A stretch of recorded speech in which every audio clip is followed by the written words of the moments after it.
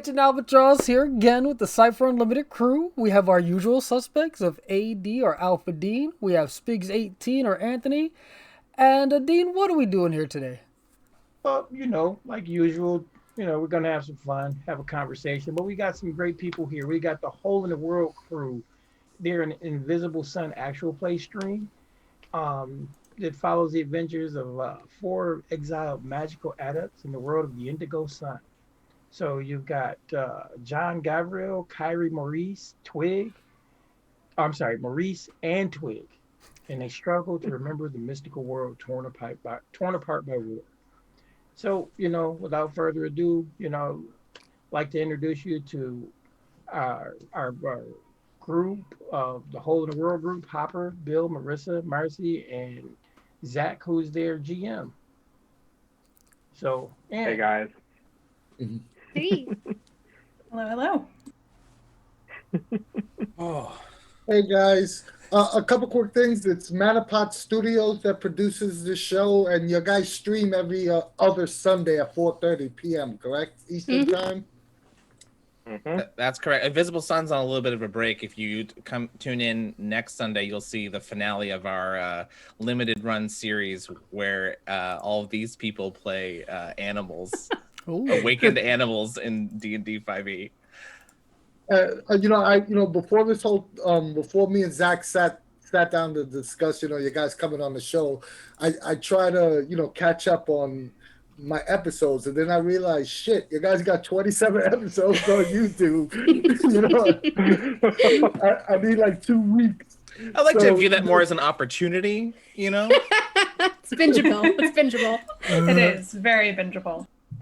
So if you're lazy like me, you could always catch the back catalog on YouTube.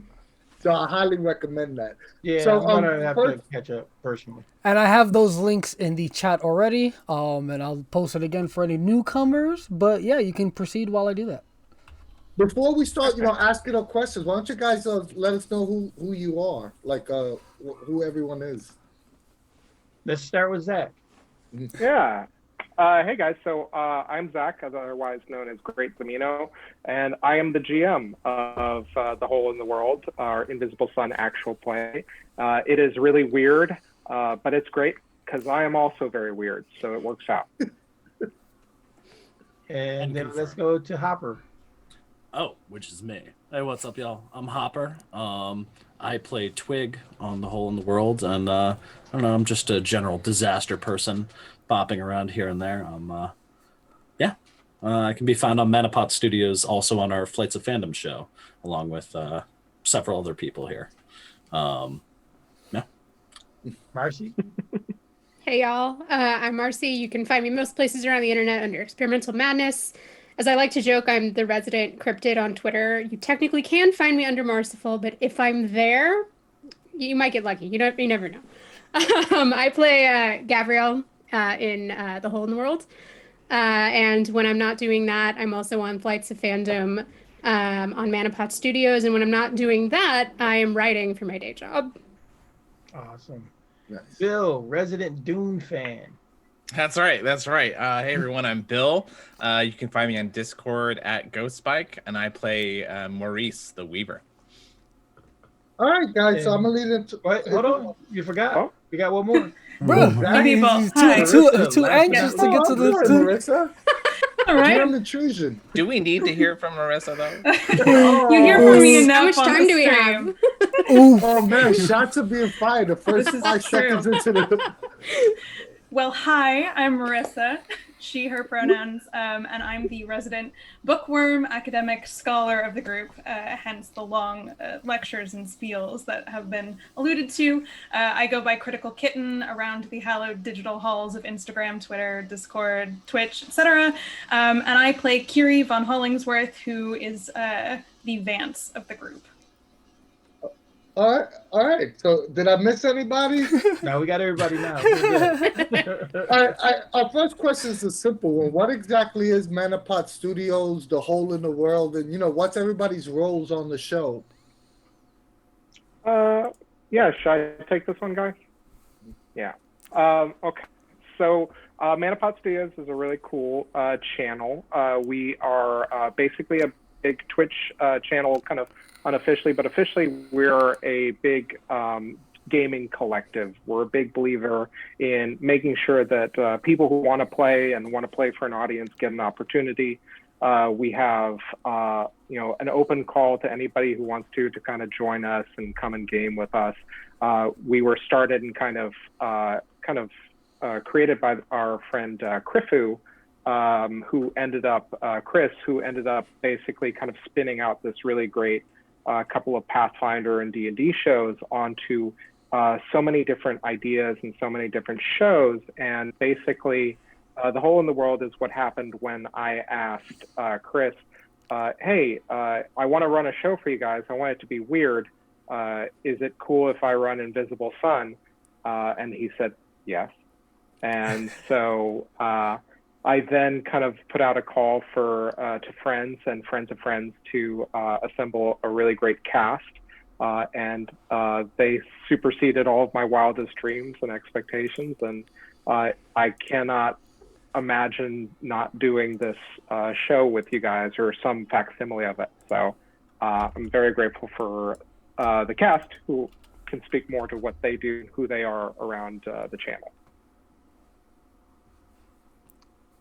Awesome. Who wants to take it? Yeah, I think It's intimidating to follow up on. Should we just pick at random then? We can roll a dice. Well, I'm gonna throw the dice. I got a D5 right here. A D5? No. Yes. I was What? just thinking it was very weird to have no dice. Why do you have a D5 on I hand? let Marissa talk first because they didn't want her to talk in the first There we go. place. Boom. Dear, Good that's choice. dangerous. There it is, Good Always very choice. dangerous. Take it. All right, cool. Yeah. Well, so I am a part of Manapot Studios as well.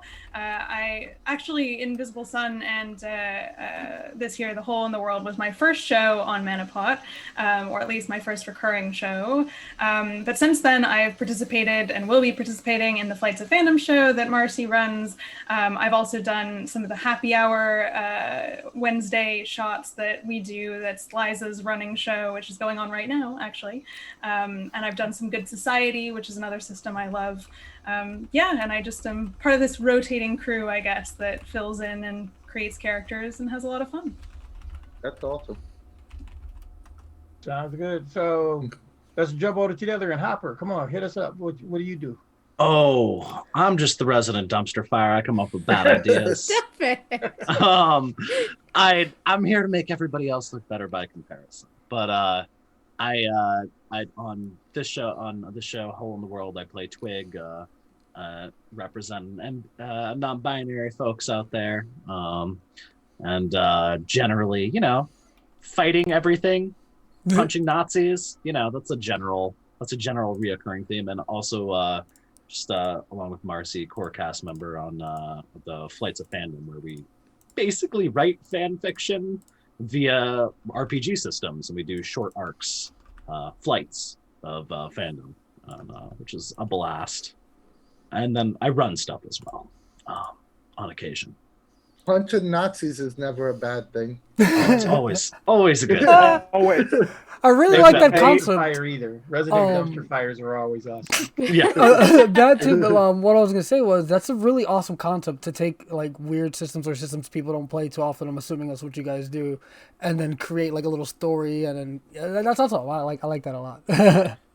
Yeah. Springboard off of it. Hey, we have to come over and hang out with you. Maybe do an episode. Hell yeah. Hey, please. Oh, yeah. Yeah. I was Absolutely. gonna say, bring it to Brooklyn. Come on. Real life. Hey, I'm not that far. I'm a 30-minute car drive away. That's true. Oh yeah. We the Flights of Fandom show, we use a bunch of different stuff. We've used a decent amount of custom systems that we designed just for working within the verses, especially from one of our cast members. But Marcy can tell you a little bit more about what we have upcoming. But if you want like to see neo-Nazis getting hit in the face with bricks, episode number 1 of The Hole in the World, and then Flights of Fandom, I think we have 4 different episodes where we can murder. Yeah. I did play an 11-year-old that almost like killed a Nazi that literally fell out of the sky. It was great. It was good times. Very cathartic. It's You're up, Marcy. important to keep having recurring themes. You know, so I guess that's a great way to talk about what I do on the channel. Nice I segue. orchestrate, small flights where we kill fascists. And so actually, Hole in the World was my first time streaming as well. And I had zero experience in it. And I feel like I've taken a level up over the year that we've been doing it now, which is crazy to think about. And from there, what the sort of genesis point of our other channel, like Flights of Fandom, came about from us sort of sitting down and playing a game that was based off of a really good YA series, The School for Good and Evil. YA fans that are watching, do you guys got to check that out? And it was so much fun that I started the very dangerous task of making jokes and talking about what if we just did fan fiction but with dice, and then somehow they let me do that. So we've done a whole number of stuff, and it's usually about like really taking the transformative part of the works and really messing with that. We did a Harry Potter game that really stuck it to JKR. It was fantastic. And we've since done a Dragon Age game. We have an ongoing Star Wars series that's actually coming back for a season 2 flight in February. We also have a minor season 2 flight of us playing Gotham henchfolks. That's going to be coming back at the top of the year. Coming up, like literally next Tuesday, we're doing a Doctor Who Christmas special. Oh, nice. For the holidays. Nice. So there's always something really fun going on, and it's a really great way to get, especially like either new gamers who have never even gamed before, let alone streamed before. It's a 4 to 6 week commitment. We try to do a lot of small systems, like Hopper said. We've done Scum and Villainy. We actually did the Dragon Age tabletop game, and our friend, player, and sometimes DM David is also a game designer, and we made some games out of whole cloth for the show. And we're also able to use some of his games and showcase them, and it's a lot of fun. We do a lot of stuff on the channel. I got something for you guys. Okay. I was just gonna tell you, so since you guys are doing these like fanfics, you got to go back to the 80s and watch like all the old 80s B movies and do a B movie series. Great stuff. Sci-fi. I was gonna say, your guys just very similar to what we do. We're the kooky one-shot guys, and it's funny you mentioned, but we mostly deal with Cypher System. But a lot of the stuff you mentioned, we've also tackled. Like we did Star Wars. I like to tackle older films. So I recreated The Warriors, John Carpenter's The Thing. Yes. I love that. I've done. So it's kind of similar concept, but we mostly deal in Cypher System. But I love the ideas that are coming out, and I definitely want to check out all this cool stuff that's coming out. It sounds really interesting. We'd love to have you on the show. It's kind of funny too, because Anthony's kind of right. We do. I mean, I do like a lot of movies. I love to do movie adaptations. I've done, Stephen King's The Mist. I've done, oh my God, I've done Thundercats. I've done Silverhawks. I did Saturday Morning Action Hour. Got to put Thundercats on the. We have a huge spreadsheet that is mass chaos. It's just like how many are listed on there? Like 80? It's I don't know. 73. It's unreal. It's unreal. 73 right now. And and Al's like really good because Al does like video game adaptations, which is like awesome. That's my thing. That's awesome. It's awesome. So this is we should definitely we're gonna connect. Hook up. It's gonna happen. Absolutely. You're the last guy. Oh well, I have. Let's see. I'm gonna say that this is all Hopper's fault, because this is also my first like streaming experience, also my first Cypher game experience, and Hopper dragged me along to this. I've since done one of the happy hours, had a great time doing that, and just really love the community that Manapot has provided, and just the opportunities there to play games with a whole bunch of great people. So it's Awesome. a great place. Come join us. That's what we do. We just bring more people in, like a massive amoeba. That's actually a super awesome segue into our next question. But before I move on to that, just wanted to give a quick thank you to Jason for the gift of subs. Thank you so much for that. Really appreciated. Awesome. Thank you so much. But the next question here, like I said, that was an excellent segue. Can you guys tell us a little bit about your gaming experience as a whole, not just with, what you do on stream, and how did you guys meet, and why did you guys decide to start an actual play? Yeah. Well, sorry. I'll just jump in real quick because I did say this was all Hopper's fault. So I met Hopper playing D&D, and like was reeling it back. Like I actually did not play any D&D before 5th edition. I played my real introduction was the Star Wars RPG that I played with some college buddies of mine, which like for me might as well have been like the end all be all the Bible, because like it was just like it was the entirety of the role playing experience, and I've been trying to chase that dragon and recreate it ever since. Hey Bill, real quick, was it the Fantasy Flight Star Wars or was it D6 Star Wars West End Games? I don't, whatever the older one is, the D6 West End Games. Maybe it could be D20 too. Or it could have been the D20. I think it was D20. It's the reason I always call Action Surge Heroic Surge. Yeah, but okay. So anyway, that's in a nutshell my gaming experience, and I've played a lot with Hopper and really enjoy their gaming style and their world building and everything. So that's really my connection. I'm trying to chase that high that I got from playing Star Wars D20. Also has a background in improv. That was the joy of it. It was all my improv buddies. So we called it Funny Star Wars. It's like, hey, we're gonna play Funny Star Wars. You guys should check out Clean Up in Sector 57 then. Definitely. Sorry, go ahead. No, I was gonna just go ahead. I was going to say, I feel like all of our stories are so interwoven. I actually came in at the middle of the story because I ended up playing at a game of Numenera as one of my first RPG games back from like having played like 1 or 2 games of Ravenloft in college. I think for 3E. And I remember I met my girlfriend Liza there, and she ended up she and I were at the same table where we first met, and I played a Jack who phases in and out of reality, and basically her thing was that she got to stabilize me, as kind of like that's how we knew each other.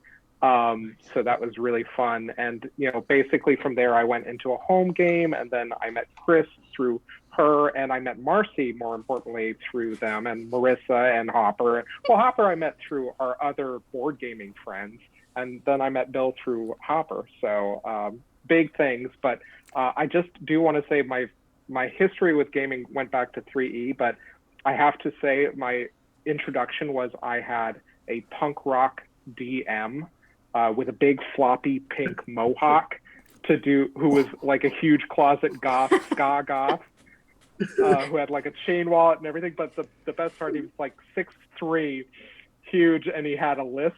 So he would just, and it was amazing. It was wonderful. He would just be like, "So you see the vampire in the corner staring at you." It was amazing. That's my favorite like recollections of gaming. So that's me. Nice. I don't know why he didn't introduce you to Vampire the Masquerade instead of D&D. Oh man. Oh, that would be a very different Zach. Oh yes, very much so. Oh man. I'm glad it was Ravenloft, as hopeless as we were in Barovia. Oh man. And then talk about interwoven. Yeah, here we go. Marcy and I go way back. Yeah. We have determined that we probably met each other for the first time like around high school on like pro boards and Neopets doing text, like play by post text RPG. What? I did not expect to hear You have to that. explain the whole story though, because like we met in college and are like best friends. And Lived then together discovered with Liza, and then discovered like by backtracing that we both did this like play-by-post text role playing for very specific niche fandom of warrior cats. You recognized my character's name. Shocking. Yes, of all fandoms, which is why we're like we had to come across each other and like not know who each other was at that time, which was great. So we discovered that bond, but met each other formally in college. I lived with Marcy and with Liza, Zach's girlfriend, also a mainstay on Manapot Studios. And yeah, my partner Josh actually introduced our group to D&D for the first time, playing 5e with a kind of like apartment home game. Oh, it was 3.5. You're right. The first one was 3.5. My God, that was rough. What is this? I don't know how I feel about all of these numbers, you know, and then 5e happened and it was like, wait, okay. you guys don't like defining every single hit point for every single object that you interact with in a room? I was a creative writing major.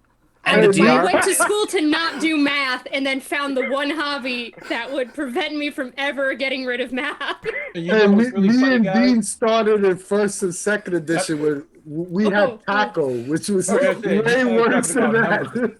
You guys remember do you remember the grapple rules in third edition though? 2 pages of a whole player's handbook? Listen, That's what defined third edition to begin with. They had a rule for everything.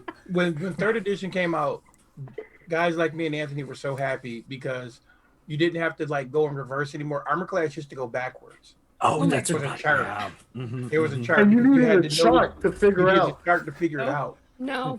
That's a hard pass. Oh yeah. Like Marcy's about to have a panic. No. Imagine third edition being an improvement and then feel your brain melt out of your ears. Oh, hey, Chad is asking a question that I think is relevant because I want to know the answer as well. What the hell is warrior cats? Oh, yeah. No. Okay. This is not the question I thought we'd be answering tonight, Marissa. Oh, well, I'm happy to enlighten everyone. It is a book series written by it's actually multiple people under a pen name. It's like Aaron Hunter. Aaron Hunter, thank you. And it's basically the tale of a cat who is what's called a kitty pet. I still remember this 10 years later for some reason, who's like a cat that lives at home, right? But then this cat escapes its humans and finds out that there are all these clans of cats living in the forest as like wild cats. And basically this house cat gets initiated into the clans of other cats in the forest, and the rest is history. Lots of drama between the clans, whole structures of how you become an apprentice cat, and then you become a warrior cat, and you get your warrior name. I'm viewing your Hearthstone Bound character so differently right now. Yeah. That's actually a pretty interesting setting for an RPG. Yes. You know, it works with Pugmire. Pugmire, yeah, very similar. Yeah, it works with Pugmire. They are trying to convince me to run a warrior cat's flight of fandom. Good job. Yeah, where are my kitty cat minis? Well, There's you have a couple people cats in chat that'll be interested in playing. Hey. I like meows. I want to play. I want to play a nice big either Savannah or a Manx. Yeah, amazing. I like the use of actual cat names. It's great. Amazing. Man. Bill went. Yeah, Marcy, did you get to Marissa? And we got to get Hopper. Well, because I think Marissa's story is all like the one thing. I can't speak anymore to that. Marissa's partner is responsible for all of this. You've seen one warrior cat. You've seen them all. It's Genesis point. Well, no, because I mean, if you want me to go way back, I mean, like I as I said before, I'm a writer. And I actually do speculative fiction. That's what I do for my job. I work for a serial fiction app, and I work with other authors. It's a phenomenal place called Radish Fiction. If you like cheesy soap opera romances with werewolves, dragons, what have you, we've got it. I've been writing since I was like 10 years old, and back before we had a lot of social media, I'm like, this is gonna date me real bad. I used to like go onto like old Pro Boards forums. Yeah. And like before we had archive of our own or even fanfiction.net, I was writing stuff and I actually would print out my work and like distribute it by hand for my group of friends.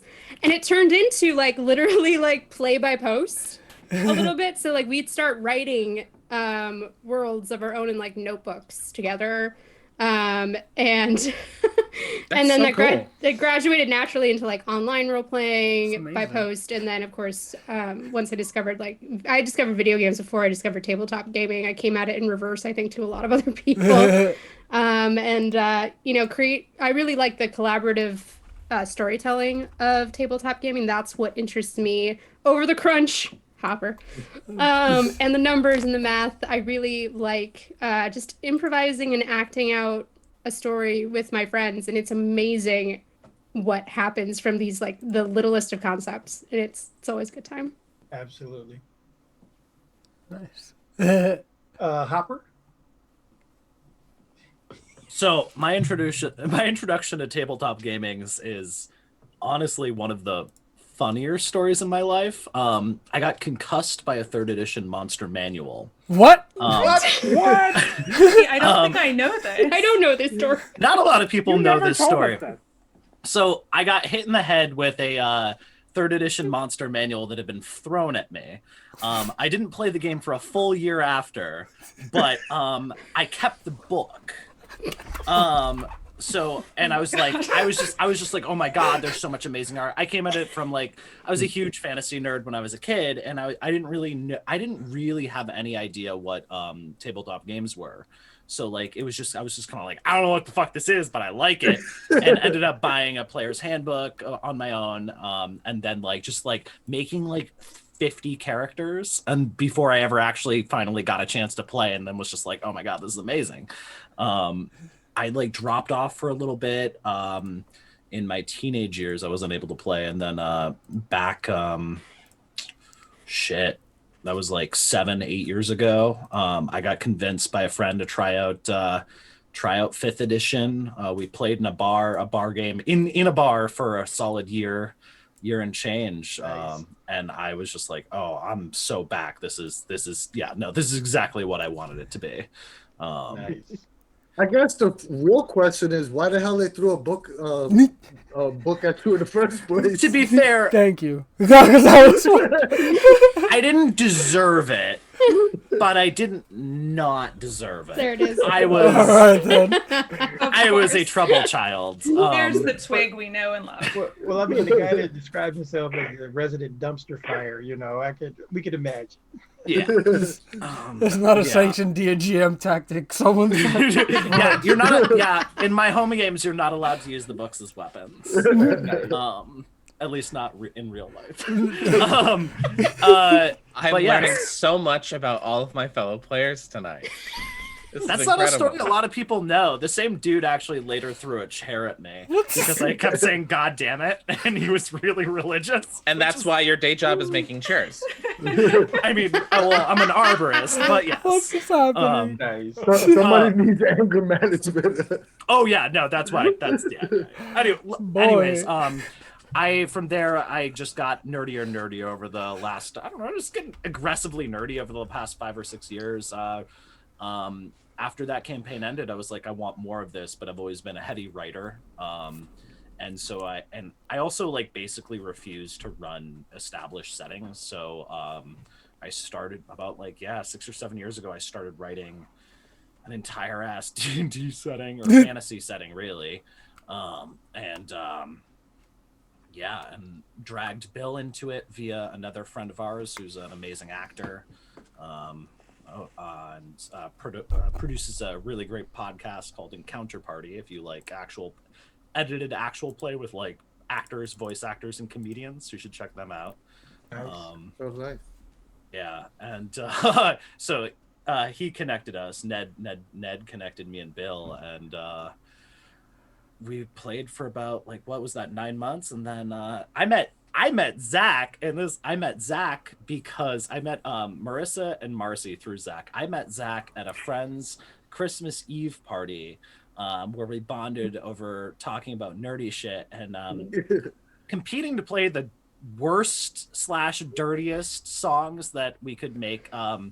A smart home device that begins with A, play, so as not to trigger everybody else's smart home device / spy. Oh, I think God, I think we also got didn't we get like the A smart home device to also read something by Chuck Tingle at one point? I Oh think my we God, did. yes. Yeah, that happened. It was a long night. God. I ate 4 other people's food. We were real trash. But I hooked up with Zach and the just on a Discord community. And like I heard the call for like he put out the call and I was like, fuck yeah, that sounds. I had played Cypher. I had played a couple Cypher system games, specifically Numenera and something else. I don't remember what it was. Well, we had met playing in an Adventures League at that's right. a local store called 20 Sided in Williamsburg. Yeah, that's Yeah, right. yeah. That's right. That happened before that. Weirdly, to interweave these stories even more, the reason Liza walked into that store was because I was visiting from London at the time, and I had like a very short amount of time in New York City, and I was like, I want to walk through Williamsburg, which is not an area Liza normally frequented. And I was like, we just happened to walk past the store, and I'm like, let's go in there. And the rest is history. Now we have this whole collective, and it's perfect. It's wild. Well, that's awesome. I'm going to ask you guys the next question, but I'm also going to say, Anthony, I'm coming to New York as soon as the quarantine is over, and we're going to hang out with these guys and party. Hell yeah! Yeah, there's but- not. I mean, when this quarantine's over, like I don't know if the games are gonna happen. It's just gonna be parties. games and Combine those I am things. losing my Game mind. party. If the It's gonna Holler's be a still party open, game, I will. trust me. It's going to If be a the party game, trust me. I love doing tabletop games while completely wasted. Those are the best Absolutely. characters that I come up with, actually. There's a really great place that makes a drink that's called the High Octane. It's just an No. orange slushy and Everclear. It's actually not a great drink. That's the thing. That's a lie. It's an amazing drink. It's an orange slushy with Everclear. It's the sort of drink that when you get hit by a book, you don't even feel it. But yeah, just like, but you have the presence of mind. I'm keeping this.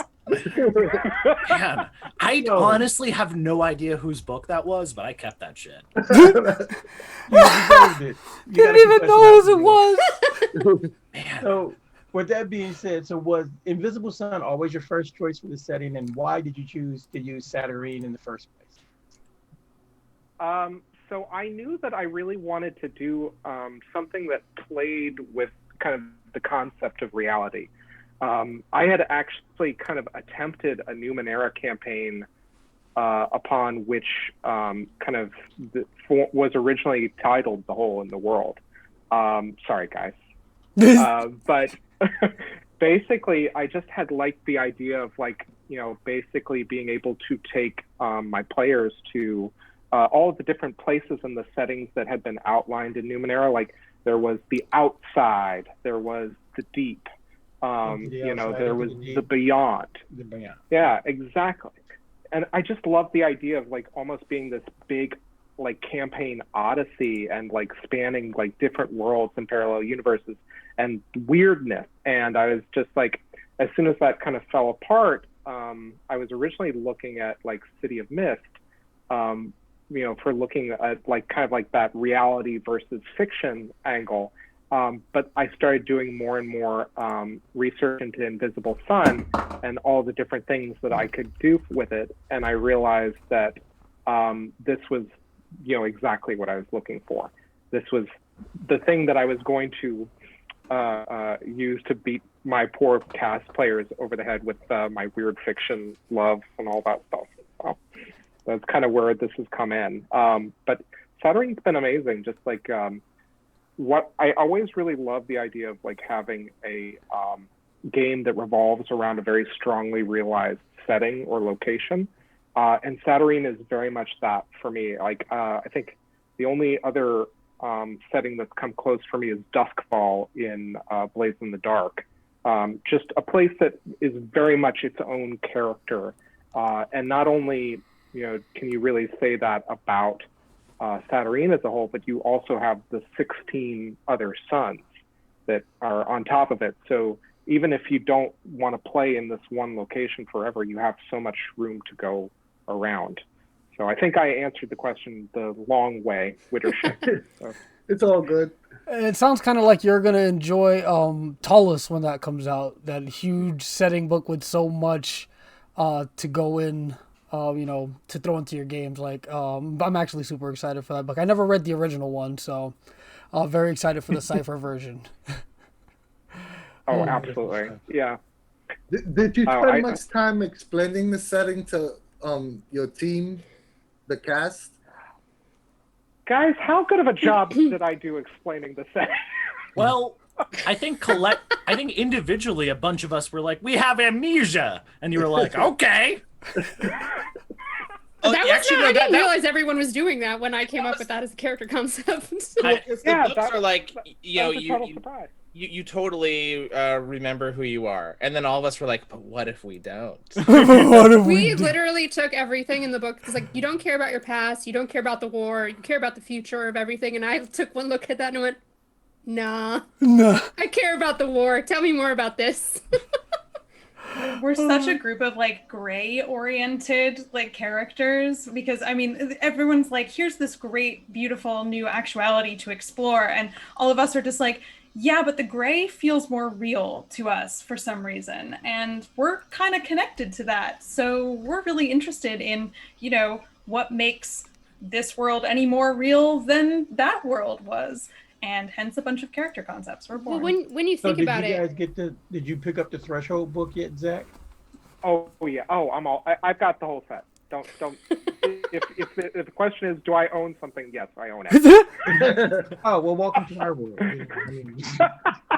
What were you gonna say, Marcy? Oh, I was just gonna say that and it was totally unintentional, which I think is just, obviously we're just secret geniuses, I guess. But the whole thing that making the gray, which is for those that maybe have never looked at Invisible Sun before, is this world, feel more real to us as the characters, I think was a great way to intro our audience into this totally weird, surreal setting that can be very complicated to just sort of dive headfirst into. And by proxy of our characters having to inch into this world step by step and actually delighting and maybe being a little disgusted and confused by some of the weirdness, I think it makes a more welcoming environment for people that have yet to really experience Invisible Sun, or even if they're already starting to play it, it makes the city feel more like a real place and less like an abstract. I mean, that's like an excellent point, because it's a perfect lead-in for my next question. Mind you, I'm only 13 episodes in, but I absolutely love your characters. They're all so original and different, from each other. Can you guys discuss a little bit how you decided on these very creative characters for the show, and where did you guys draw inspiration from for your PCs? I can field this question because I knew I wanted to make a character that wouldn't have a home in something like D&D. Like someone that wasn't a hero, didn't think of themselves as a hero. Someone that was mild-mannered, someone that was really interested in keeping the group together and avoiding fights and all that stuff. And that's not necessarily something you see in other settings. So like I was really attracted to a character. Like I've played, I love playing against my own type and my own personality.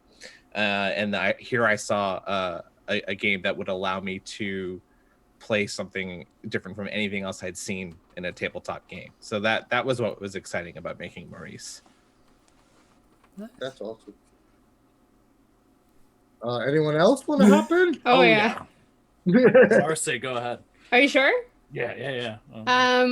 Well, I like playing angry Jewish characters because that's me. But I like finding unique ways to do it. So Gabrielle sort of came about. I was very interested in the war, like I had hinted at before, which is a key sort of setup backstory of the city of Saturnine. The idea that a lot of the Vizsla escaped into this world to avoid this massive, disastrous, almost, I dare say, apocalyptic fight And by the time we're recalled, the war isn't so much over as it is forgotten so the city can heal and move on, which I found deeply fascinating by this concept of there is an enemy that's only known as the enemy, and nobody knows who they are anymore. Um, so I like taking that concept and also the fact that Invisible Sun felt very inspired by a lot of Jewish folklore and philosophy. So it felt very natural to play a blatantly Jewish character that had been raised Jewish in the gray and was retaining a lot of that in Saturnine as a way of trying to parse what was happening around her.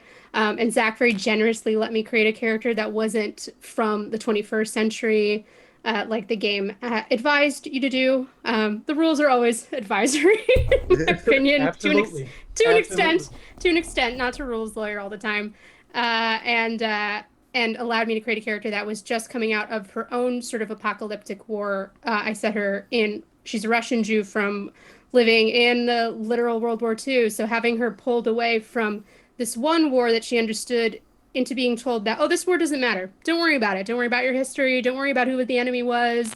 Don't worry about who might be harmed by this. And so creating a character that was like, absolute bullshit. No, I will not be doing that. I would like to find out what happened here. And I feel like that's not to spoil things for you, but has gone in a very interesting direction. And I'm very excited for what Zach lets me get away with or doesn't in the next year. Oh, just wait. Oh boy. Hate that. Don't like that. no. All right. Don't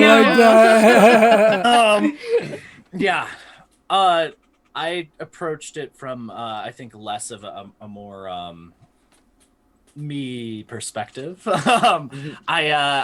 Characters actually inspire. Twig is inspired both by like my own like kind of like at the time when we first started doing that, I was like kind of struggling with like gender issues and trying to figure that out. And I was like, fuck it, I'm gonna make a non-binary character. Let's see how that feels. And then I was like, oh, that's great. But it was inspired by I bought a really nice leather coat from like a fucking thrift store, and then I found $10 in the for $25, and then I found $10 in the pocket, and I was like, all right, this is awesome. I'll have a character wearing this, and then I kind of based it a little bit off my buddy Chill Phil, who like passed back in 2012.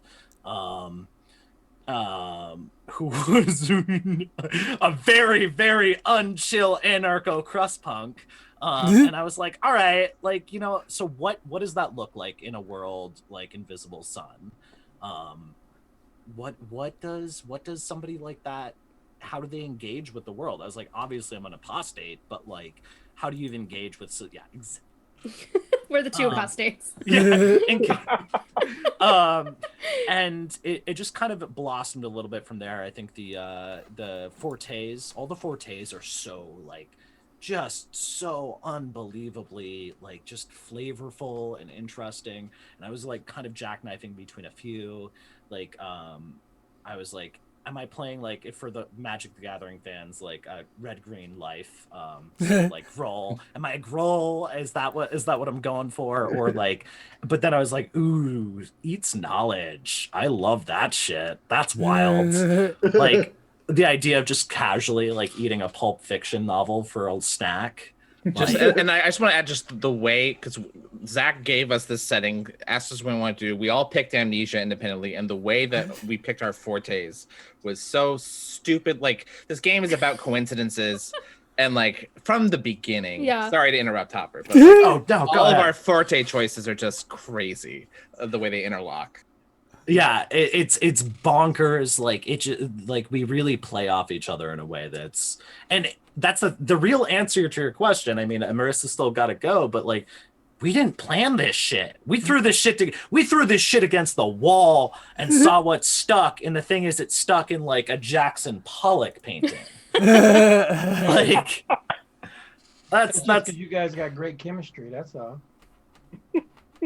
It's hard to fake. Thank you. So, I mean, for Kiri, I'm much like these guys, you know, I'm a philosopher by trade. So my day job is actually as a philosophy books editor. And so Invisible Sun as a setting generally raises questions about that are currently at the center of metaphysics, like the nature of reality. And, how do you know that this table that I'm touching here is real? And why do we call it a table? Why do we as a society agree that the word table should signify that concept in someone else's mind, right? So all of that, those general thoughts led to Kiri, who is a librarian, an archivist. She's a little bit Lyriel from Garth Nix's Old Kingdom series, a lot of Ava Lovelace. So took a lot of inspiration from her and Charles Babbage, the kind of creation of the proto-computer. And she's got a little bit of the attitude of, I'd say, like Tisea de Vries from The Witcher, about magic and about kind of how you teach magic. And that's obviously, a great fit with the Vance.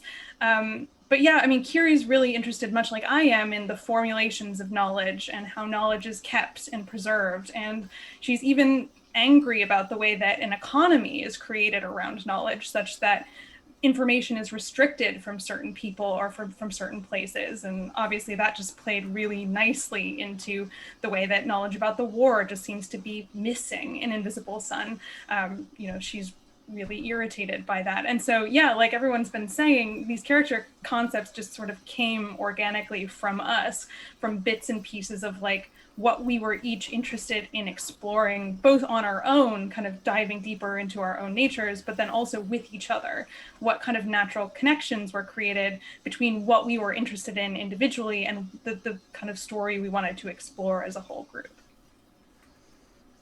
It's so awesome that you guys ended up with the amnesia thing, but just how all the characters kind of fell together without planning. That's so awesome. I love that. Yeah, like Marissa's character and my character are both like literary based, and to a certain extent Hopper's as well. And just by very nature, like we have like diametrically opposed philosophies. My character is very much like, well, if you don't like, history, write a new one. And, Kiri is very much like, well, there is a history and we need to find it. So it's a lot of these tensions that are like underneath everything that we're doing. And credit to Invisible Sun and Monty Cook for creating something that allows something this rich to germinate. But also, I mean, like Zach has built something really special with this. So I think, he's laid the groundwork for us to do some really cool shit. Yeah, I was about to say, you guys got to give yourself some credit, because you guys have great chemistry together and it shows. So, you can have a great game, but if you don't have a great GM or cast, it's not going to make a good show. Shout out my cast and GM. I love this crew. Well, there's also to take into account, guys. You're all creatives, in your own right, and that makes a huge difference. When you get a group of creatives together, magic can happen. It really, really can. So I can't. Yeah, sorry. Go ahead. No, go ahead. You can say what you were gonna say.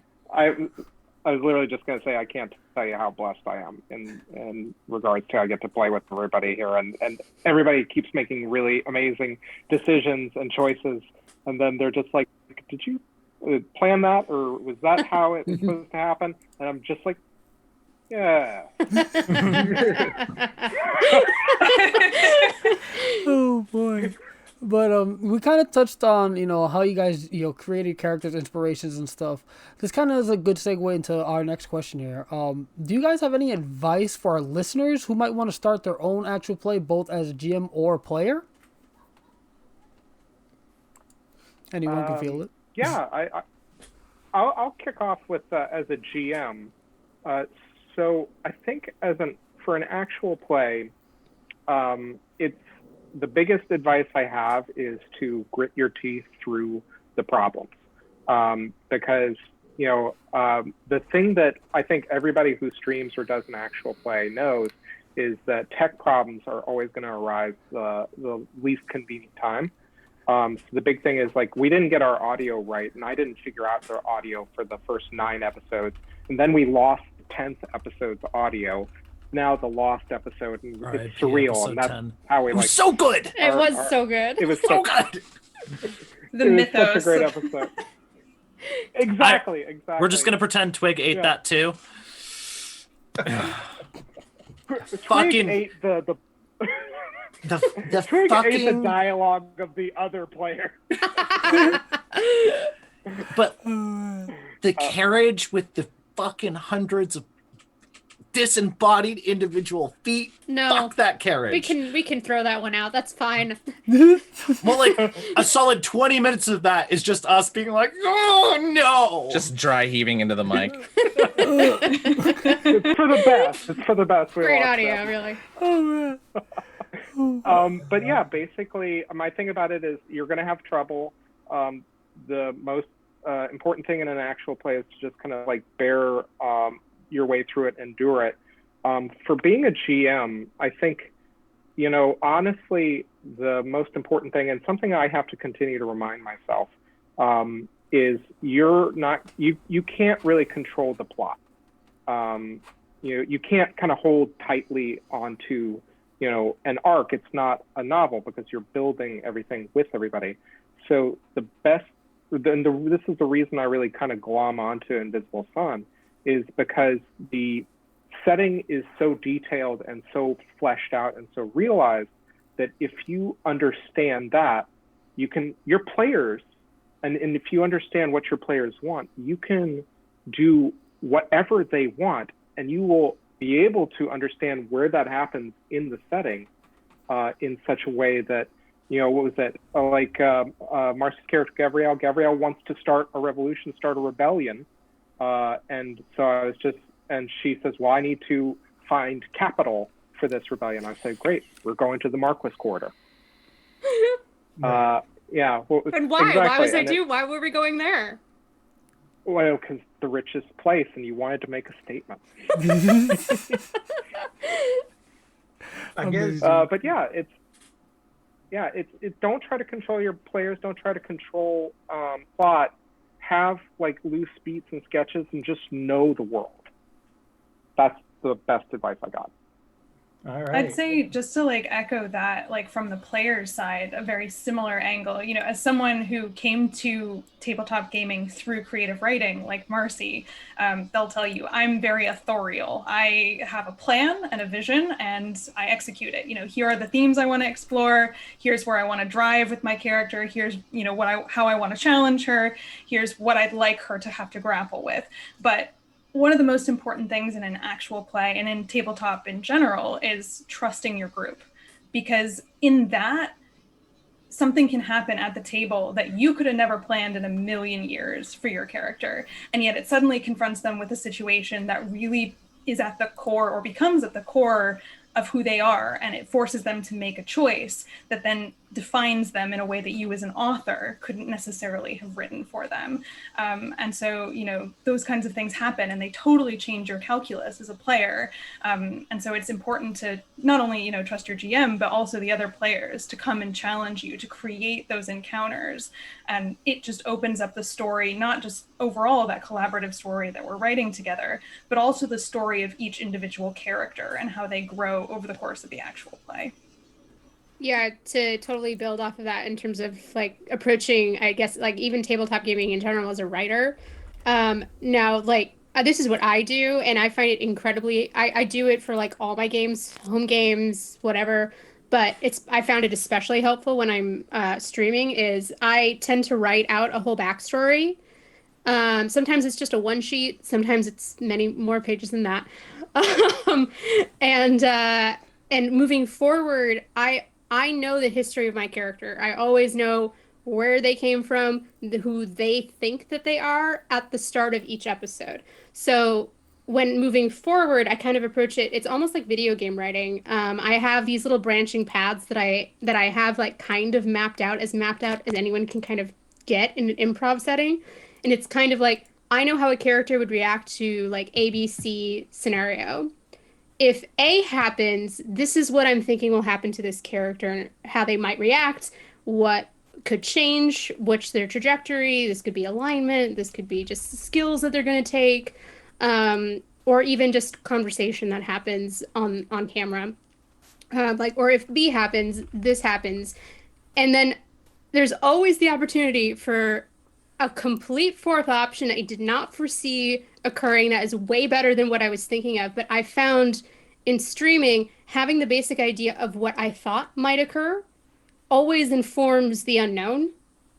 Because if I've thought about how this character is reacting because I'm living in her headspace, I know exactly what she might say to certain things. When the best, just complete, I could never have predicted this was going to happen, happens, it actually makes whatever I was planning 10 times better. So there's always an element of that. But it's definitely like the branching paths that you get when you're doing like any sort of video game RPG. Like if you say this to this character, you'll get this reaction or this approval or this disapproval. And I kind of piece it together like that. And if anyone is very much like a writer like I am or likes having that kind of control over their character, keep a little journal and just writing it. Like you'll see me on the stream all the time, like looking away to quickly make a note of something. It's incredibly helpful. Do not. Actually, on that thing, that's one of the things that I started doing that I was not doing at the beginning of the stream. Is I started taking notes. The way that this stream is there's a lot of spotlights on different players or different groups of players. So when I'm not in the spotlight, I'm kind of logging what's happening, or maybe thinking about like, what are my goals or how have they changed? And that's just super helpful when you're doing something that's this long term, so that you can refer back. Oh, right, that was what happened then. So without having to go back and watch and scrub through the video, you can refer back to like what happened, the big points, and note that. I'd actually like to ask a question of my castmates, which is because I know most of you are like, this was your first live stream experience. What is something like when you sit down to do it now, what's something that you're doing that you weren't doing, a year ago?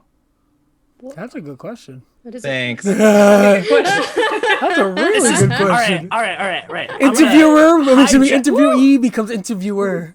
I'm gonna hijack that and point out that I'm gonna say, Bill, we're gonna use you the next time one of us on next interview. One next of us sick calls day. out. Yeah. Bill's the new substitute.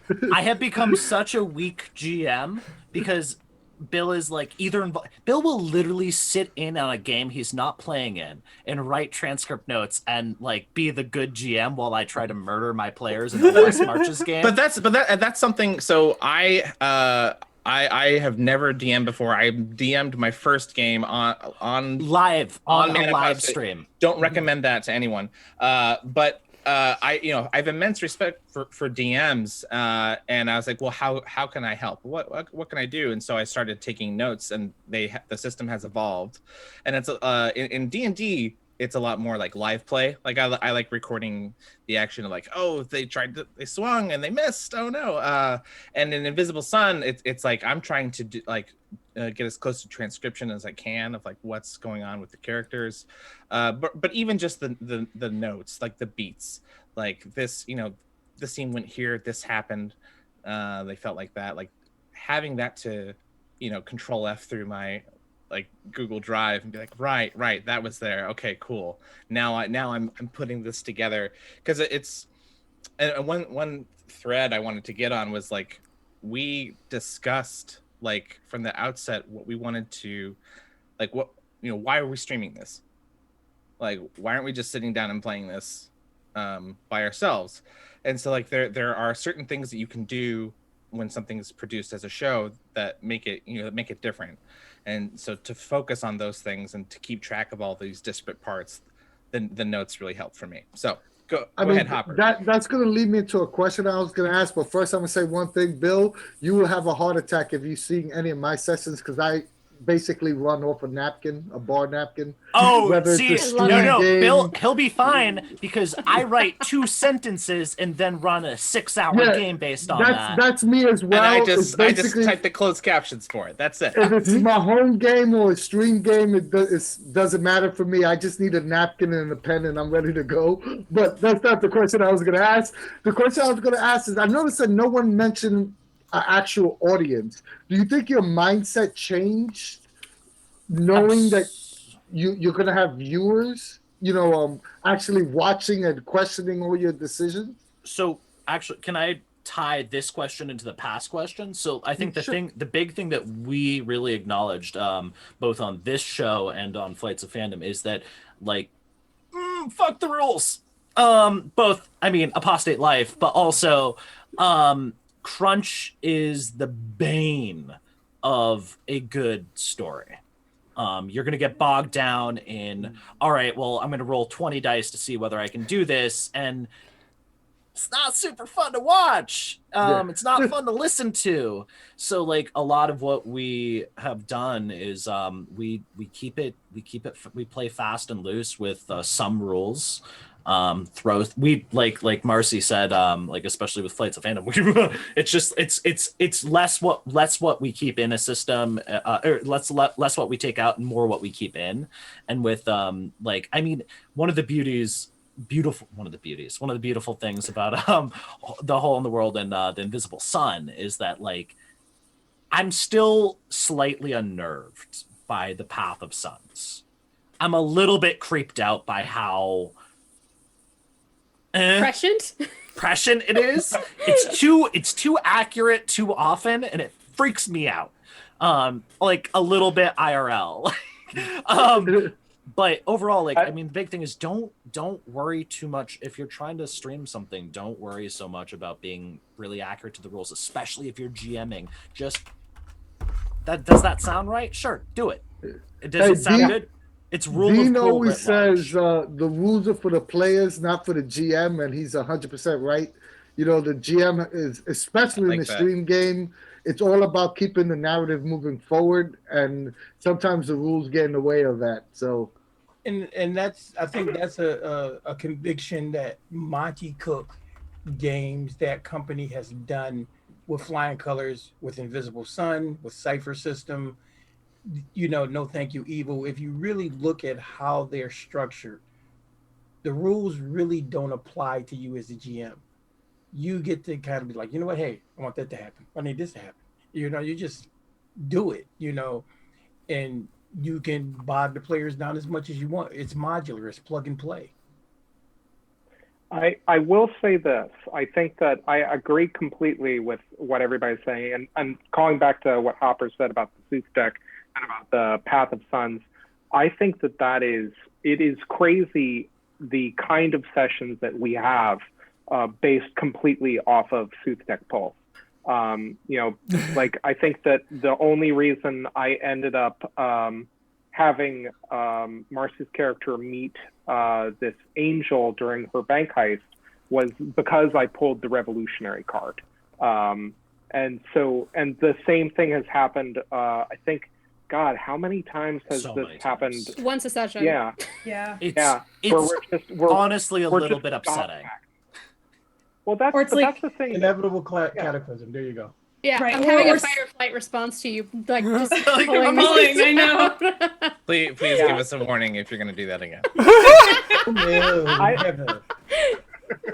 I will tell you this. I think that I find that as much as I love the tools of a GM intrusion or a GM shift in Invisible Sun, I find that is kind of like, I find that means my authorial brain is taking over, and I think that I was more prone to do that earlier on in the stream, and now I would rather just pull a card and run with that and see if it coincides with an idea that I had, and I would rather just use a GM shift as an excuse to pull one of the outcomes in particular out of the Sooth deck card and reward my players, because I feel like if I hold on too much or I drive something, it's just not fair to the narrative.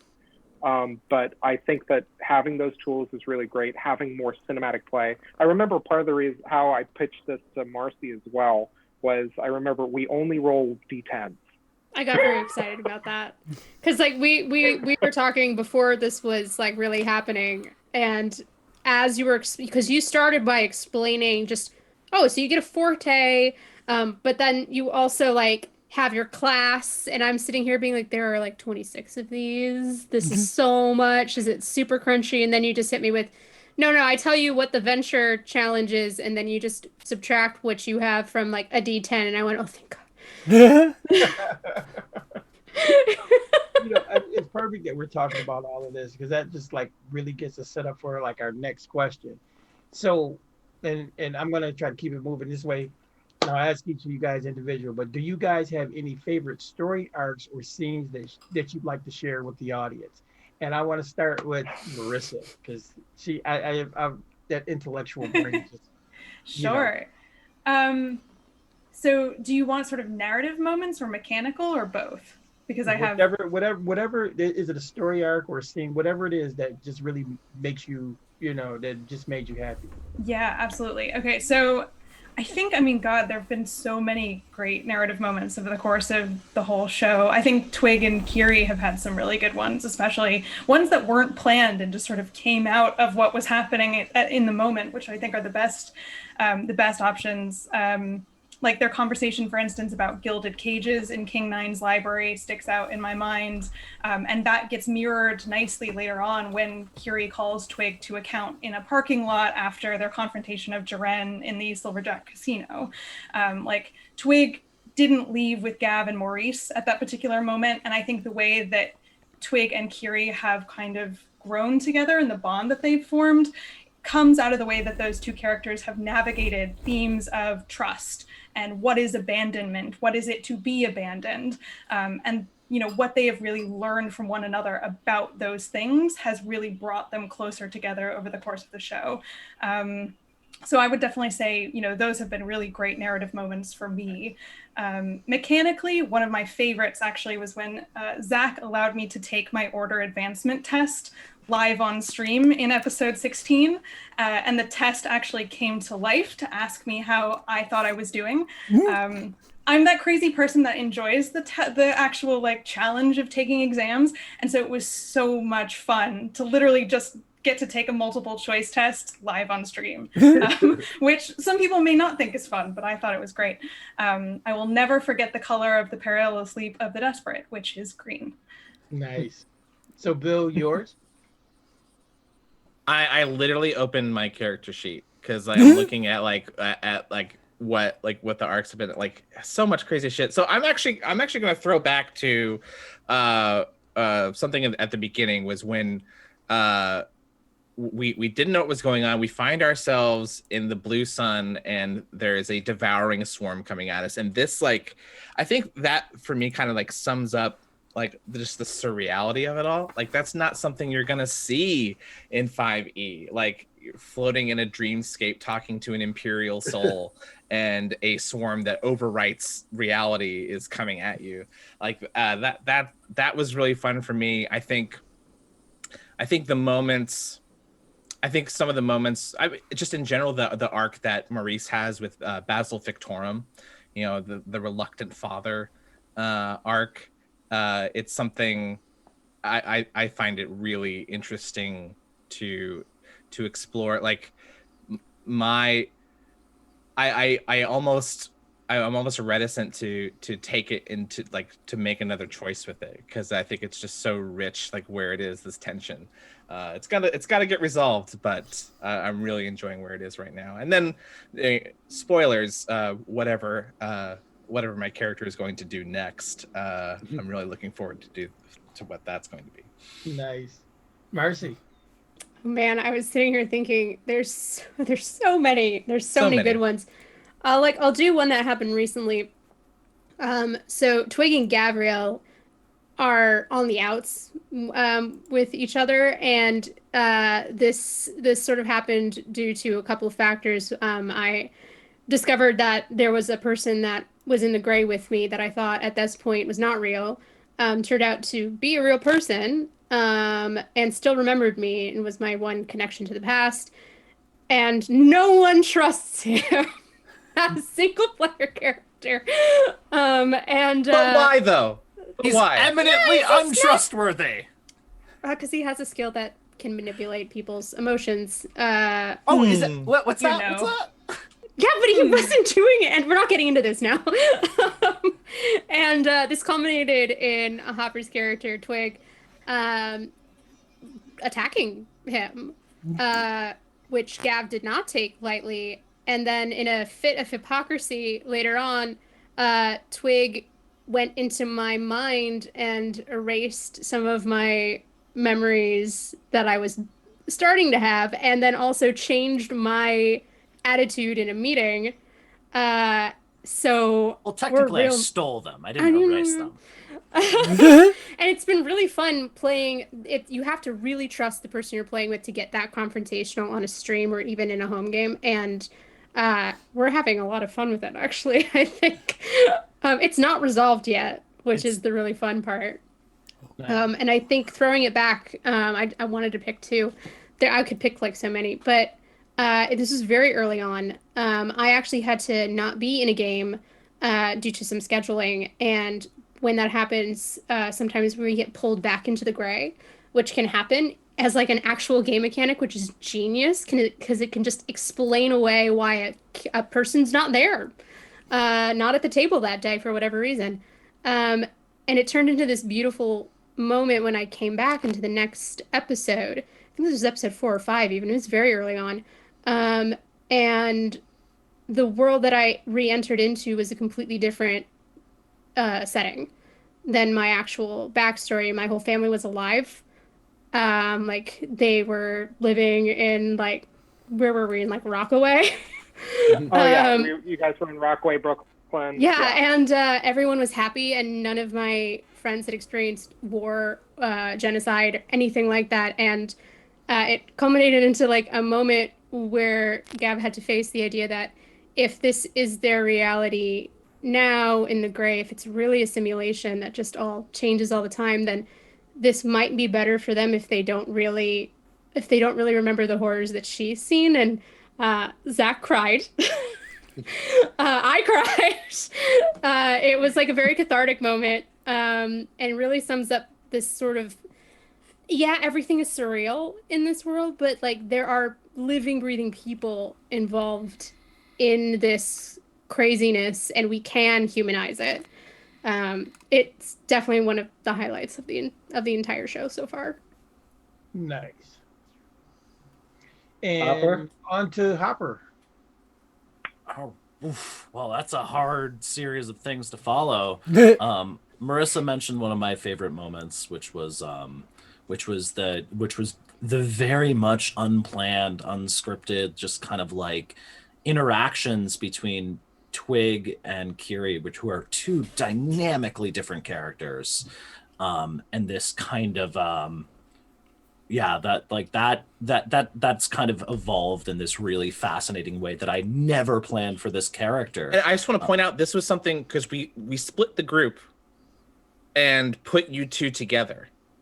You had no reason to hang out, and now I think you have the strongest bond among. Arguably we have the strongest bond. Also, since I'm here, we need to talk about our fifth PC, who is Duncan, who is often voiced by Bill's dog, and Maurice has a thought form. Border collie? Shetland sheepdog. Shetland sheepdog. So yeah, basically the thing was I was like, oh, I can stream at home, but like my dog's gonna whine, like I don't know what to do about that. And I was like, well, I just have a dog in the game. I think one of my single favorite narrative moments, actually, and honestly, one of my single favorite narrative moments in ever playing in an RPG, actually, was the episode that Marcy was talking about, episode 3. Right before that, we had just lost Gav to the gray very dramatically. It put us in this really intense situation, and at that point, like Twig starts Hole in the World very much brand new, where everybody else has at least a foot in the door. Twig comes in with a bang, as it were. And yeah, like I the first couple episodes, I was like, I don't believe this is real. I'm pretty sure I'm dead. Or this is a hallucination. I'm dead. I'm dying. Who knows? And the very end of that episode, the top of the radio tower, I think there was I think the question I asked Zach, the GM, I was like I use the spell Scent of Magic, and I smell like the winds at the top of this high building, like what? and like I'm just trying to figure out what's going on. What is this? And Zach, do you remember what you said? I remember, basically, talking about kind of the permanence of this, and just that kind of the scent of indigo truth. And I remember you said, but is it my truth? Like, and that was like, as a player, I think that is absolute, if not number one all-time RPG experience, like top three. And then that episode zoomed out, and you got to see at the very end, from Kiri's perspective, looking at Twig having this moment, and she thinks Lieutenant, like, because she had gotten that vision earlier in the episode, and then it was literally like a perfect cut. It was just one of those completely organic things, and I think that's one of the things that we see crop up so much. Zach does such a good job GMing. I think, like, honestly, like, I think that's my second part of this. Every single fucking episode, like, the Sooth deck busts out, and Zach is able to put it in this way that is, the Sooth deck is, again, creepy. It's too accurate. It's too accurate. I don't like it. All right. So, Zach, do you have a moment that you want to share with us? I have so many moments. The thing that I will always default to are moments when the players use the system or use a spell or an idea to surprise me completely. I think this is what every GM, like a really good GM, experiences, or I say good GM. I don't mean in terms of quality. I mean in the terms that they just let go. And one of the things, like Gabrielle wanted to rob a bank, so she sought out a mirrored camouflage suit. I remember, I think Kiri, I was going to say, used the force of her will to stay with Twig after they tried to leave the Silverjack alone. I remember, Maurice, you've had these wonderful interactions with Ashwin, and you have these moments where you sought out your mentor, and you finally kind of got the surprise of your life, not only having a son to deal with, but also a mentee. I love these moments, but the one moment that kind of typifies this for me is like the prior to the end of the episode that Hopper's talking about, where I basically threw a ghost, an angry ghost, at the group. And basically it was this, the ghost of a musician that was angry at getting a terrible review from the current owner of the radio station, or the manager of the radio station, and was wreaking havoc and threatening people's lives. And I remember Twig managed to get a hand on the ghost and used a Forte ability to take the memory of the review away. And basically it just completely took this angry poltergeist spirit, took all of the animus and anger out of it, and it restored it to the person that they remembered being. And then Maurice came in and used a cantrip, Reverie, to make it remember the time when it was still alive, and it was the height of its performance and the love of playing music for a crowd and an audience, and just watching it dissipate into indigo fragments. It lifted me so much to watch all of you guys interact like that. And it was just yeah, that's me. I want to jump in on one thing. So there is, especially when you're doing a live play and you're looking at productions like Critical Role, and they have such a opportunity to have these long, slow burning character backstory reveal moments, and you go, oh man, I really want to do that. And I think one of the things that all of us as players were doing was keeping some cards close to the vest. And then about halfway through, we had we got together outside of the stream and talked about where we thought the story was going. And I thought that was so helpful and we've done that one more time since. But I thought that was Corona. Yeah. And then Corona. But just getting together and going, like, here's where I think the story is going. And we got to talk about how, like, our characters who are experiencing conflict and splitting up, how we saw that going, how we, like, the beats that it would take to get us back together. And I thought that was so helpful. And I don't know why we weren't doing that earlier. So I think that is definitely, to jump back a half hour ago, that's something I would tell someone who wants to do a live play. I mean, but that's the growth as a group to begin with. You know, you're figuring out, not only you figuring out how to play your character, you're also figuring out as a collective how to work together in and outside the game. So, you know, you learn as the process goes on. So that's actually a great bit of advice. But Zach, I'm gonna leave my next question to you. Is let's talk about GMing Invisible Sun. Could you give me a pro and a con of the system? And do you think it lends well to live streaming compared to other games? It lends well to live streaming if you are partly insane. Yeah,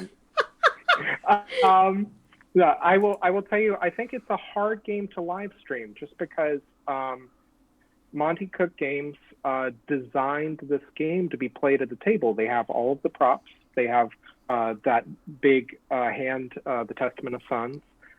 They have, all these secrets.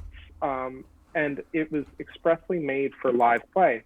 But at the same time, you know, having the PDF available, being able to have like 6 documents open and searching when you need it, it will make anything playable for a live stream and just reading and getting yourself immersed in the world. So it can be done. You have the app, you can screen capture that, or you can just draw the cards and tell everybody what they say. It'd save you a little bit of screen real estate. But I mean, you know, if there's a will, you can play anything online or live. You just, like everybody said, you have to kind of make adjustments. You have to adapt.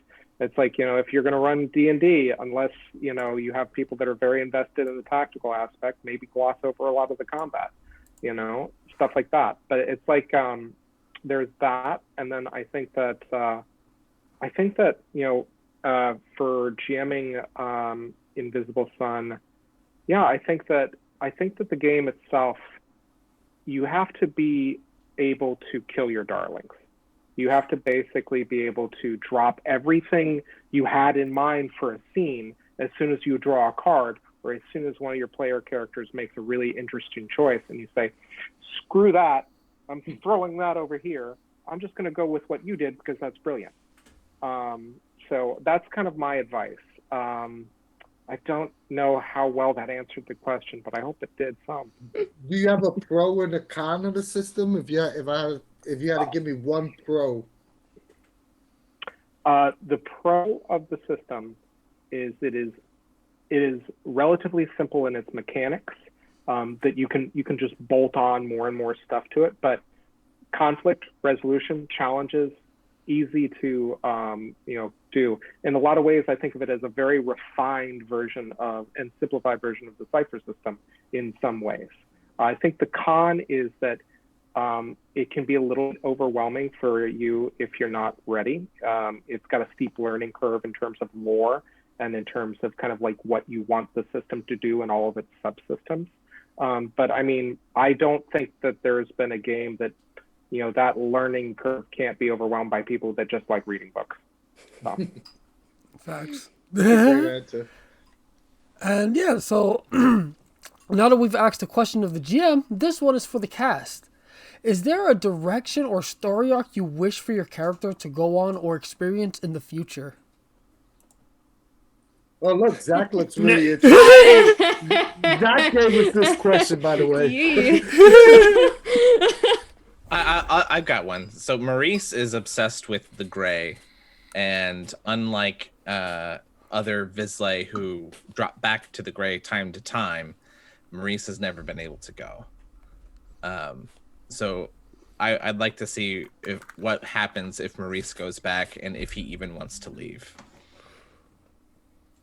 Ooh, Oh I man. like that. I don't like that. Anyone else? I mean, Well, part of the ongoing conflict with like Twig is Twig does not know who they are. All they know is that they probably aren't great. Probably not great.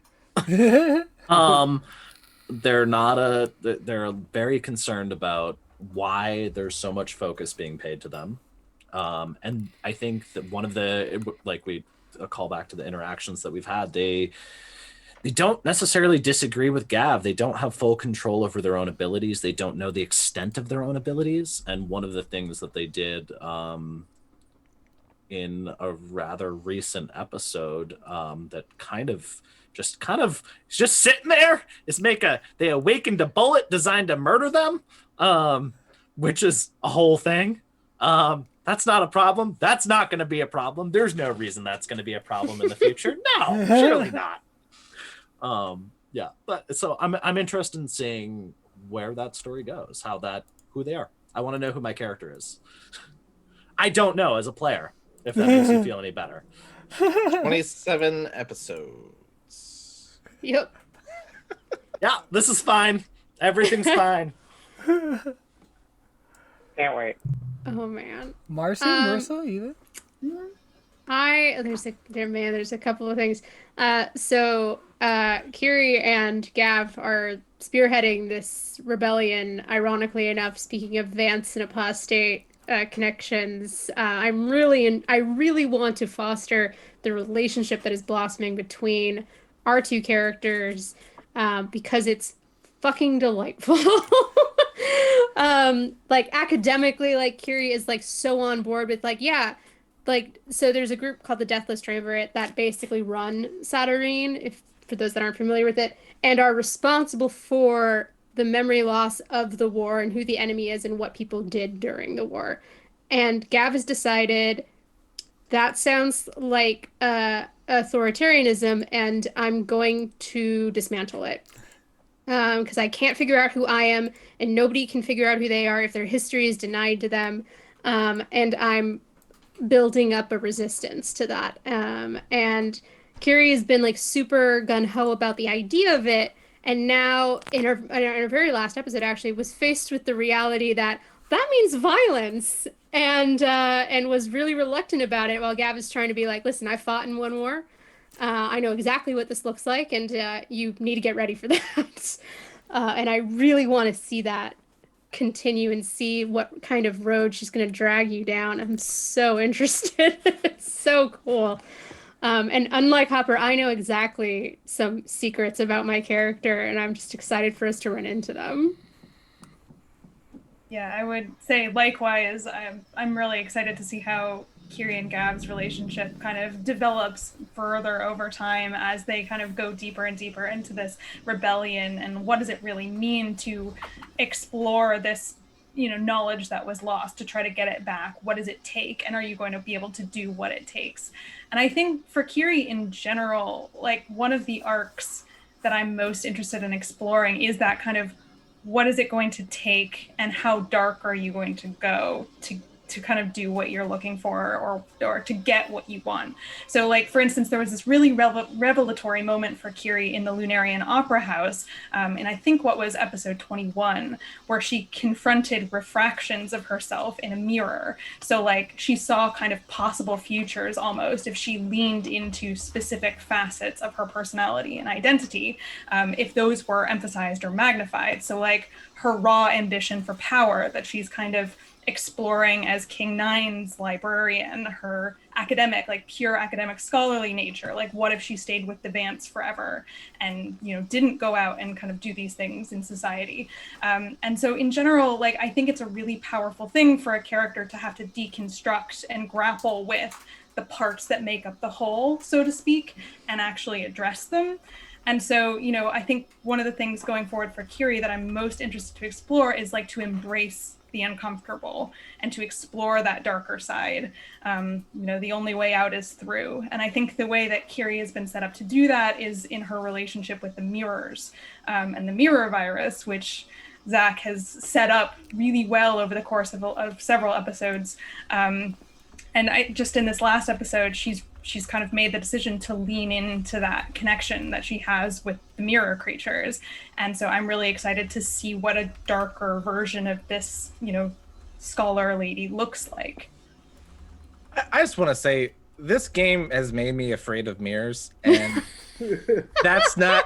I don't need like an additional phobia, and so I got spoilers, warning, content warning. Like mirrors. Don't play this game if you don't want to be afraid of mirrors.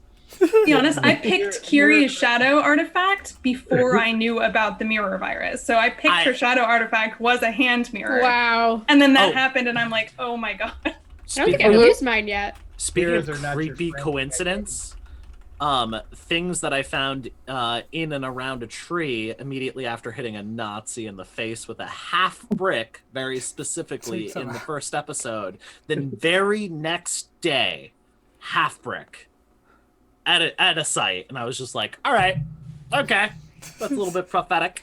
I will say this: Zach may or may not have paid us to ask this question. No boy. So, but no, that's that what you're saying though is kind of funny. You held up that brick, and mine is upstairs. I actually have a piece of the Berlin Wall. I was there when it came down. So it just makes me, every time somebody says something about hitting the Nazi with a brick, it just takes me back to the wall coming down. That's very cool. Amazing. But that leads us into our final question of the night before we start, messing with you. What can we look forward to from, the Hole in the World crew? What can you tell us, Zach? I mean, we'll probably just throw that at you because these guys. Can you tell us, Zach? We might have paid them to ask you this question. Cast. Look. Actually, the thing I'm most excited about is the War Report, which is our big interlude coming up.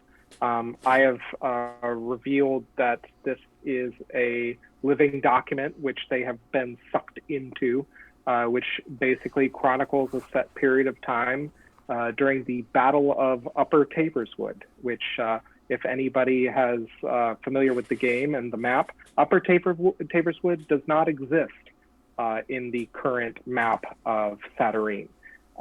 So basically, a lot of this is going to be spun whole cloth. Some of it's going to be revealing some interesting secrets about the world.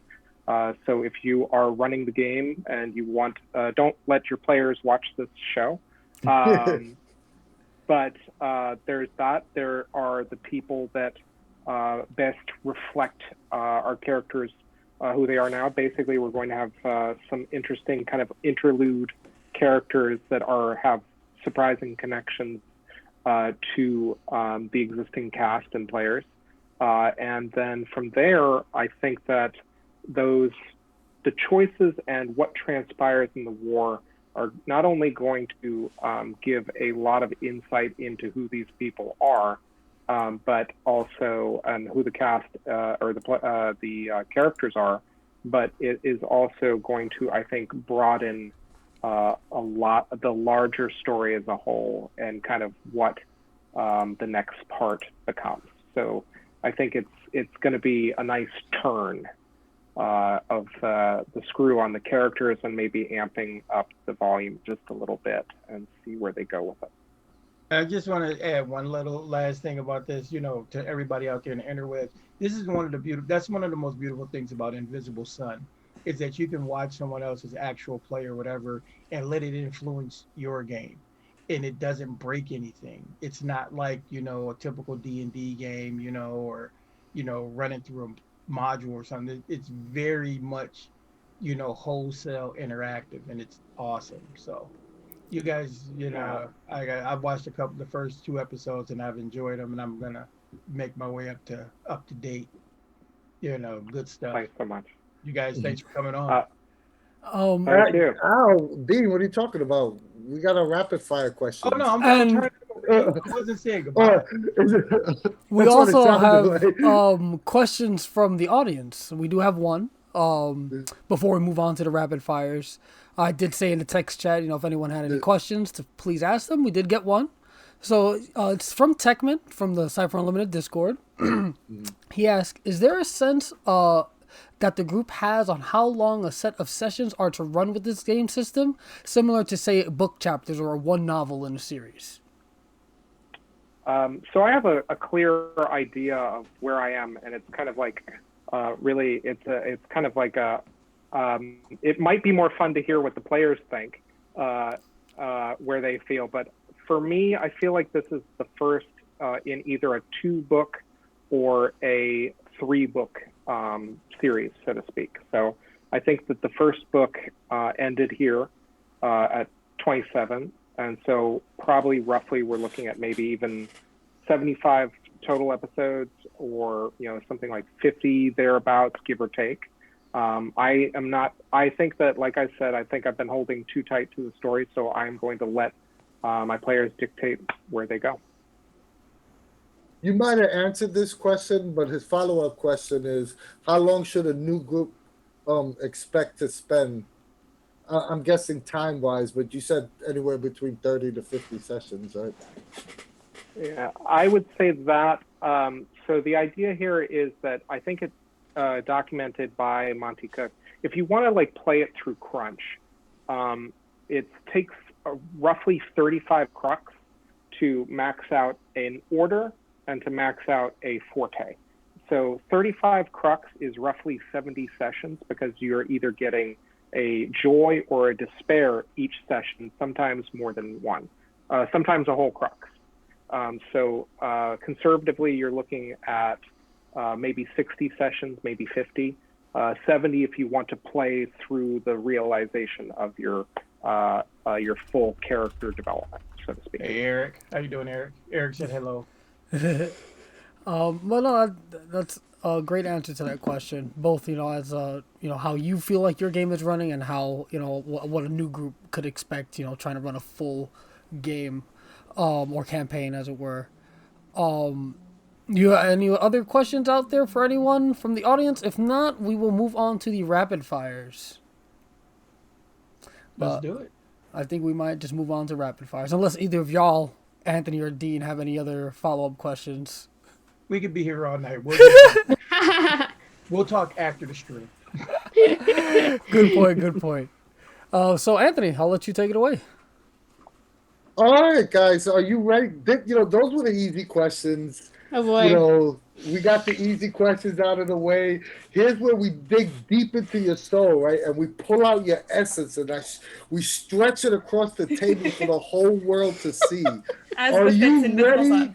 Joke's on you guys. We're into that shit. Ready for Fucked up, man. infamous rapid fire questions. The first question, player or GM? Marissa. Ooh, me first. Okay. GM. Zach. Just discovering that, actually. GM, always, Bill. if I can help it. Player. Marcy. Player. Hopper. I'm a perma GM. Outside of this. Oh, my thing scrolled away. All right, pull punches or TPK? Did you ask Bill? Wait, I thought I heard him. Bill said Yeah. player. Oh yeah. Yeah. I'm player all the way. Bill Yeah, said see, I heard player. it. You got me all fucked up here now. I'm a reluctant GM. We have pull punches or TPK. We'll start with Zach. Oh wait, so what was the first part of that question? Pull punches, like as in not like kill your party, or go for the TPK. TPK was a bargain. Oh God. Hopper. If I'm running for kids, which I do on the side, it's pull punches. If I'm running for my regular players, you made your bad choices. Marissa. I think it's TPK if you aren't clever enough to get out of the puzzle box that I've put you in. Okay, Riddler. Marcy. TPK as a player who has died opening up a chest of drawers. Sometimes you just do stupid shit. And Bill. TPK, baby. All right. Online or in-person gaming? I'll go was with my Zach question. first. That was my That fault. was? You steal his question, bro? What are you doing? My question. Oh, yeah, I saw your question. Yeah, you can ask my question. Yeah, no problem. Go ahead, Zach. My turn or who turn? Yeah, your turn. Okay. In person, if I can help it. In person. Bill? I'm gonna say online. Oh, interesting. Marissa? I say in person. Marcy? In person, but I do like streaming. Hopper? In person. Online's efficient. Okay, so announce the difficulty number or keep it secret. Let's start with Zach. Keep it secret. Hopper. Yeah, keep it secret. Bill. Announce it. Marcy. Secret. Marissa. Keep it secret. Nice. Salty or sweet snacks at the gaming table, Bill? Salty. Marcy? Both. Thank you. Both, you cowards. Marissa? All the way. I already know Hopper's answer.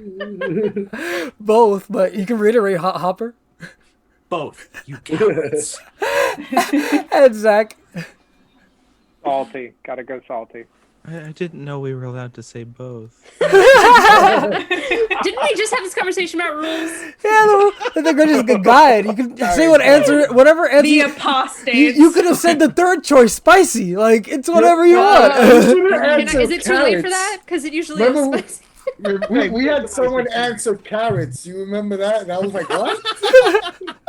Well, to be fair, Live your truth. Live your truth. So RP or combat. Let's start with Marissa. RP, 100%. Marcy. RP. Bill. Let's say combat. Hopper. RP. Zach. RP. Yeah. Bills are weirdo. I'm the imposter. Or physical books. We'll start with Hopper. Physical all the way. Did you not listen to anything I'm saying? Of course, it's like he picks physical after being assaulted by a book. Like, Yeah, all the more reason to pick a PDF, PDF. right? You can't get a concussion from a PDF. What can you say? It left a mark. You can't control F a book. That's right. Zach, Make my life easy, digital baby. Marcy, Books. The physical books. Marissa. I'm a book publisher. Physical books. and so next one, same vein of question: pen and paper notes or digital? We'll start with Zach. Pen and paper. I keep a bullet journal. It's Bill. Digital. I feel like I'm getting predictable here. Marcy. Pen and paper. Nice. Marissa. Pen and paper, the question is, can I find the random scrap that I happen to have had on the table and then order it up with all the rest of the random scraps that I've collected over 27 sessions? Sounds like you need digital. Anthony. That's Anthony. That's the napkin man. That hits too hard to home with me, like 10 notebooks within arm's reach. Like, which notebook did I write it in? Y'all joke, Which but like game? I've got an alarming amount of sheets of paper I around me. mean, I could show you too, but and I'm gonna have to assume, yeah, for you, Hopper, that answer is pen and paper. You guys are wimps. That's all you need. Oh, wow. Holds up a journal, 8 index cards fall out. Yeah, that's me. I use index cards for everything. I like index cards too. I mean, I'm gonna write on paper, not a napkin. You know, literally, we were at Gen Con and this guy we're at the bar, we're drinking, and he goes, "Hey, you using that?" Takes my napkin and starts writing notes for the damn game. Literally, that's Anthony. I was like, Oh boy. all right, so last but not least, pre-written adventures or original content. Let's start with Marcy. OC, all the way. 100%. Hopper.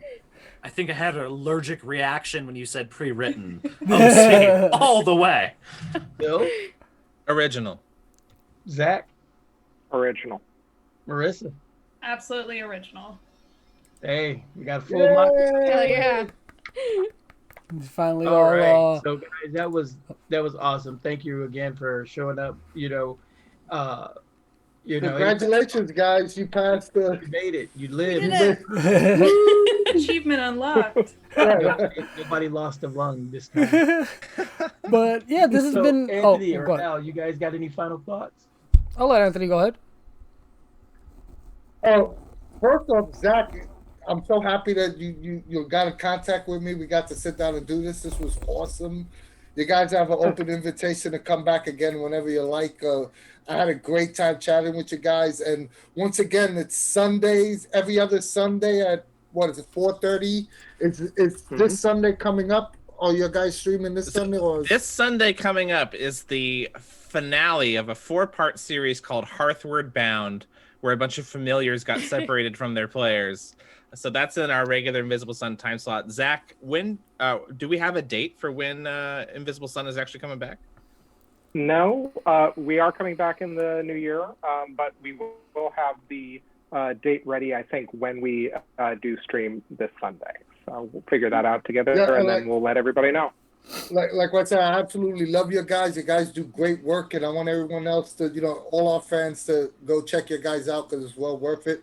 And there's not that many great Invisible Sun streams going on. There's not that many Invisible Sun streams going on, period.